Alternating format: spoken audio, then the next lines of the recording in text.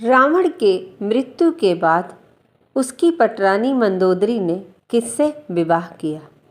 नमस्कार दोस्तों, अनुभव ज्ञान गंगा चैनल पर आपका स्वागत है। रामायण एक बहुत चर्चित ग्रंथ है। रामायण में कई ऐसे भी पात्र हैं जिनके जीवन से जुड़ी बातें आज भी रहस्य हैं। इनमें से एक चरित्र रावण की पत्नी का है, जिसके बारे में कई रोचक तथ्य मिलते हैं। आइए हम जानें कि रावण की मृत्यु के बाद मंदोदरी के जीवन के बारे में, कि आखिर मंदोदरी ने शादी किससे की या उनकी जिंदगी कैसे बीती। हिंदू महाकाव्य रामायण के अनुसार लंका के राजा रावण की रानी के रूप में मंदोदरी को वर्णित किया जाता है। रामायण में उन्हें सुंदर, पवित्र और पतिव्रता स्त्री के रूप में दिखाया गया है। उन्हें रामायण काल की सबसे सुंदर पंचकन्याओं के रूप में जाना जाता है और मान्यता है कि उनके नाम से कई बाधाएं दूर होती हैं।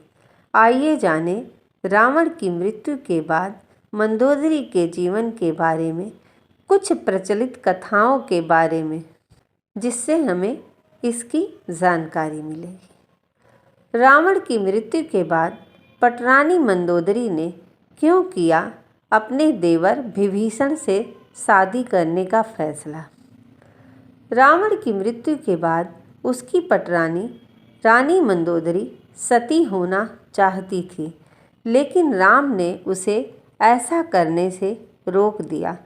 मंदोदरी बहुत धार्मिक प्रवृत्ति की थी और ज्योतिष की प्रकांड विद्वान भी। आखिर क्यों इस पतिव्रता स्त्री ने देवर से शादी करने का फैसला किया? जब दशहरा होता है तो देश में हर जगह रावण का दहन मनाया जाता है। युद्ध में रावण की मृत्यु के साथ जब राम की जीत होती है तो उस दिन ही हिंदू धर्म में जीत की खुशी को दशहरा त्यौहार के जरिए जाहिर किया जाता है। रावण के परिवार में दो लोग सीता के अपहरण और युद्ध के खिलाफ थे। वो थे उनके भाई विभीषण और पटरानी मंदोदरी। दोनों बिल्कुल युद्ध नहीं चाहते थे और लगातार रावण को सीता को सम्मानपूर्वक राम को लौटा देने के पक्ष में थे। लेकिन ऐसा नहीं हुआ। लड़ाई हुई, उसमें रावण मारा गया। इसके बाद राम ने लंका का राजपाट रावण के छोटे भाई विभीषण को सौंप दिया। लेकिन क्या आपको मालूम है कि रावण की पटरानी मंदोदरी का क्या हुआ? आखिर क्यों उसने विभीषण से शादी की? कौन थी मंदोदरी? पुराणों की एक कथा के मुताबिक मधुरा नाम की एक अप्सरा कैलाश पर्वत पर भगवान शिव की तलाश में पहुंची। तलाशते हुए जब वो भगवान शिव के पास पहुंची तो उसने वहां पार्वती जी को ना देखकर शिव को रिझाने का प्रयास शुरू कर दिया। जब कुछ समय बाद वहां पार्वती जी पहुंची तो उन्होंने मधुरा के शरीर पर शिव की भस्म देखी और फिर वह क्रोधित हो गई। पार्वती जी ने मधुरा को श्राप दिया कि वो 12 साल तक मेंढक बनी रहेंगी और कुएं में उनका वास होगा। मधुरा को अपनी गलती की कीमत चुकानी पड़ी और असहाय कष्ट का जीवन शुरू हो गया। राजा मायासुर ने शापित अप्सरा मधुरा को बेटी के रूप में स्वीकार किया। उसे वह महल ले आए। उसे मंदोदरी नाम दिया गया। मंदोदरी अत्यंत रूपवान और धार्मिक महिला थी। इस तरह मधुरा मंदोदरी बनी। जिस समय से ये सारी घटनाएं घट रही थीं, उसी समय कैलाश पर असुर राजा मायासुर अपनी पत्नी के साथ तपस्या कर रहे थे। दोनों एक बेटी की कामना के लिए तपस्या कर रहे थे।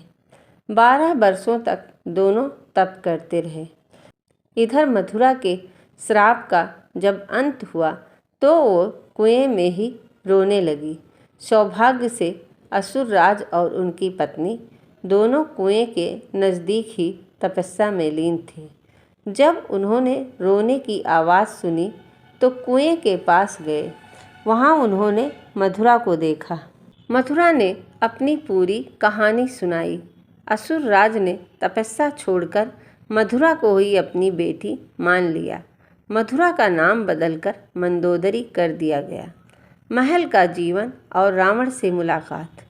असुर राज के महल में मंदोदरी को राजकुमारी का जीवन मिला।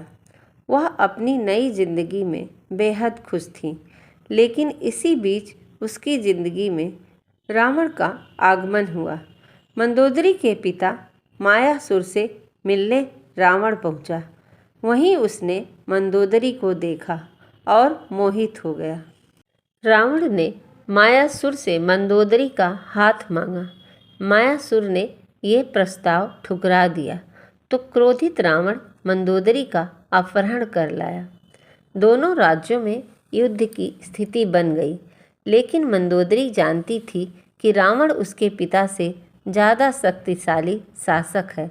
इसलिए मंदोदरी ने रावण के साथ रहना स्वीकार किया। सीता अपहरण का विरोध। मंदोदरी का चरित्र रामायण में बेहद नैतिक दिखाया गया है। जब रावण ने सीता का अपहरण किया था तब मंदोदरी ने इसका विरोध किया। मंदोदरी बार बार रावण को ये समझाने का प्रयास करती रही कि दूसरे की पत्नी का अपहरण अपराध है, लेकिन रावण नहीं माना। आखिरकार राम के साथ युद्ध में रावण की बुरी तरह पराजय हुई। वह मारा गया और मंदोदरी विधवा हो गई। मंदोदरी के साथ भी रावण ने बलपूर्वक अपहरण करके विवाह किया था, लेकिन विवाह के बाद मंदोदरी सच्चे मन से उसके प्रति समर्पित हो गई। हालांकि उसने रावण को बार बार समझाने की कोशिश की कि सीता का अपहरण करके उसने बहुत गलत काम किया है। उसे इस भूल को अवश्य सुधार लेना चाहिए। विभीषण के साथ विवाह। रावण की मौत के बाद भगवान राम ने मंदोदरी को विभीषण से शादी का प्रस्ताव दिया।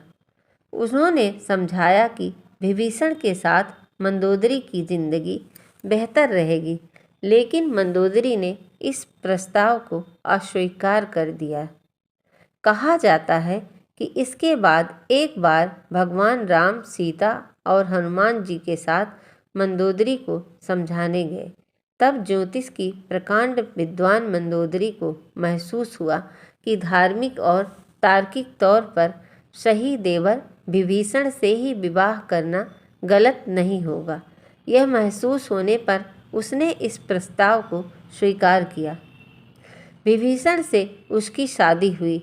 हालांकि रावण की मृत्यु के बाद मंदोदरी के बारे में वाल्मीकि की रामायण में ज़्यादा कुछ नहीं लिखा मिलता, लेकिन रामायण के दूसरे वर्जन में ज़रूर इस बारे में काफ़ी कुछ कहा गया है। विभीषण भी पहले से शादी के लिए तैयार नहीं थे।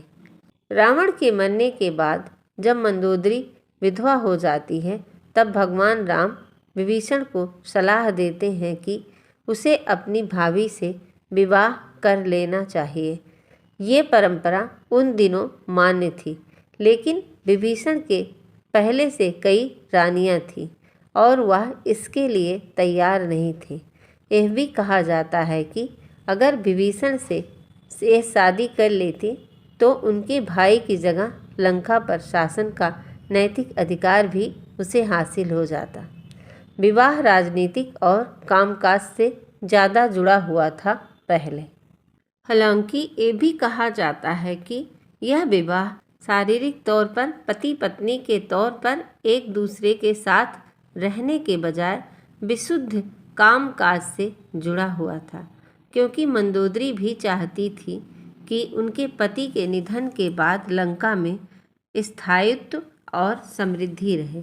वह भी श्री राम से शत्रुता के बजाय मित्रता चाहती थी। रावण की मृत्यु के बाद उसने श्री राम को कभी जिम्मेदार नहीं ठहराया। एक वजह यह भी बताई जाती है कि रावण के निधन के बाद मंदोदरी भी उसकी चिता के साथ सती होने जा रही थी, लेकिन श्री राम ने उन्हें रोक लिया। इसके बाद मंदोदरी के पास देवर से विवाह करने के अलावा कोई विकल्प नहीं बचा था। रावण ने मंदोदरी को वचन दिया था कि हमेशा केवल मंदोदरी ही उसकी पत्नी और लंका की रानी होगी। विवाह के बाद मंदोदरी को उपहार के रूप में मायासुर ने रावण को सोने की लंका दी थी। एक कहानी यह भी है कि रावण की मृत्यु एक विशेष बाण से हुई थी और इस बाण की सूचना मंदोदरी ने ही हनुमान जी को दी थी। रावण की मृत्यु के बाद वास्तव में मंदोदरी का क्या हुआ, इस बात के लिए कोई प्रमाणिक तथ्य नहीं मिलते, लेकिन कुछ कथाओं में उनके आगे के जीवन के बारे में जिक्र मिलता है। दोस्तों, कहानी कैसी लगी हमें कमेंट करके ज़रूर बताएं और वीडियो पसंद आई हो तो वीडियो को लाइक करें और इसी तरह बहुत अच्छी धार्मिक और अलग अलग तरह की कहानी सुनने के लिए चैनल को सब्सक्राइब ज़रूर करें। Thank you so much. धन्यवाद।